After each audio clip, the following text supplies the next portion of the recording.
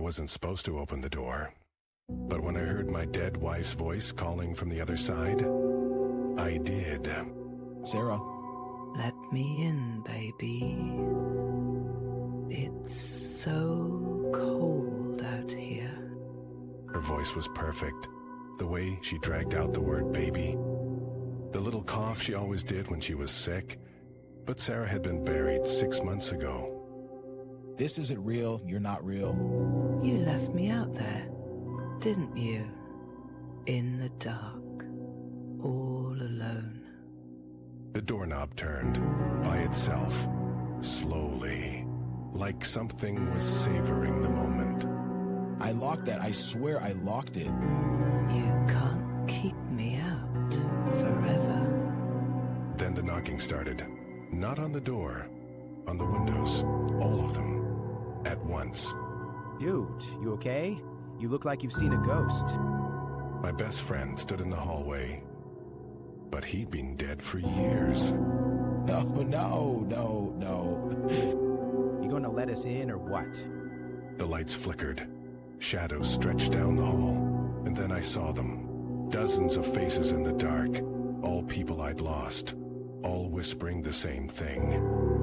You shouldn't have survived. You were supposed to die with us.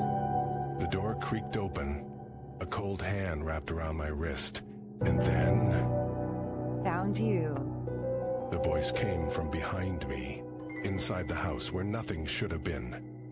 How did you get in? You invited me, remember? The last thing I heard before the lights went out was laughter. Not from one person, from all of them, at once. Now we'll never be lonely again. And then the screaming started. Mine. Shh. You'll wake the others. Her breath was against my ear, rotten, like something dug up. What others? The ones under the floor. A creak, then another. Like something was moving beneath the boards. They've been waiting for you. My phone buzzed in my pocket. A text. From my own number. Don't look down. Too late. The floorboards split. Fingers. Dozens of them. Blackened, twisted, grabbing. You're home now. Just like you promised. The hands pulled. Hard. My legs gave way. The darkness swallowed me whole. Welcome back. Then, light. A single bulb swinging overhead. And the faces, all of them, smiling. Where am I? Where you've always been. The walls pulsed. Like a heartbeat. The air smelled like wet earth. Like a grave. Never left, man. You just forgot. My hands were caked in dirt. My clothes. Burial clothes. No, I'm alive. Says who? The bulb flickered. The shadows moved. Not just shadows. Shapes. Closing in. Time to remember. Then the first whisper. From the darkest corner, a voice I knew. My own. Dot. The crash. The one a year ago. The one that killed Sarah. And me. Now you see. Now you stay. The bulb burst, the hands returned. And this time, I didn't scream. Good. You're learning. Because the dead don't scream. The last thing I felt wasn't fear, wasn't pain. It was relief. The kind that comes when you finally stop running. When you realize the thing chasing you was just yourself all along. And so I did. I wasn't supposed to open the door, but when you hear a voice whispering your name from the other side at 3 a.m., you don't think. You just do. Who the hell is out there? The hallway was empty, except for the thing standing at the far end. It wasn't human. It wasn't even close. You shouldn't have let me in. Are you?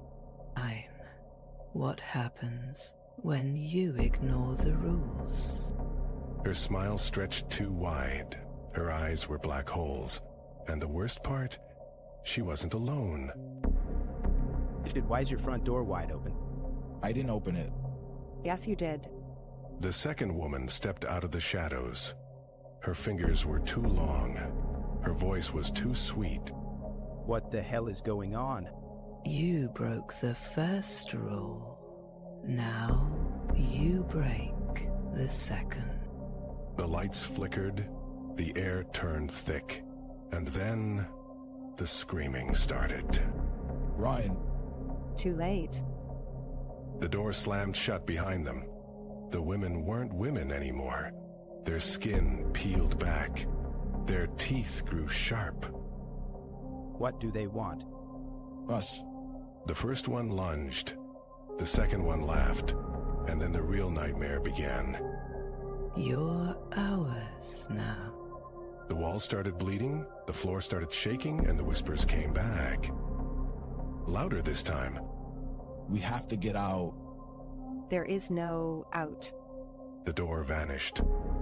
The windows sealed shut. And the women? They weren't even the worst part. Then what is? The thing behind them. The thing with too many eyes. The thing that was hungry. Meet our master. Oh, God. It stepped forward. The room twisted. And then What the hell is that? He's been waiting for you. the walls pulsed. The ceiling dripped something thick and dark. And then the whispers started again. This time from inside their heads. Make it stop. It only stopped when he's fed. If the thing's mouth, if you could call it that, split open. Not a sound came out. Just a pull. A hunger. My skin. It's... His arm twisted. The flesh peeled back on its own, ribbons of skin curling toward the thing in the corner. Fight it. You can't. The floor cracked. The shadows reached up like hands, and the whispers grew louder, chanting something old, something wrong. It's in my head. His eyes burst. Not blood, not tears, just black smoke, pouring out, feeding the thing in the dark. No. You opened the door, you let us in. The last light flickered. The thing stepped closer, and then There's a way out. There has to be. There was. You closed it behind you. the floorboards groaned. Something moved beneath them, long, thin fingers sliding between the cracks. The basement. We never go in the basement. Because he lives there. A new sound now, scratching from every wall at once. That's not possible. You keep saying that, and yet... The first hand punched through the wall, bone white, too many joints. We're dead. Worse, you're his now. The thing in the corner finally moved. And the screaming started all over again. Whispering from the shadows. Someone else will open it soon. And they always do. Knock knock. The lock clicked open by itself. Somewhere, a clock struck 3 a.m. Somewhere, a hand reached for the doorknob.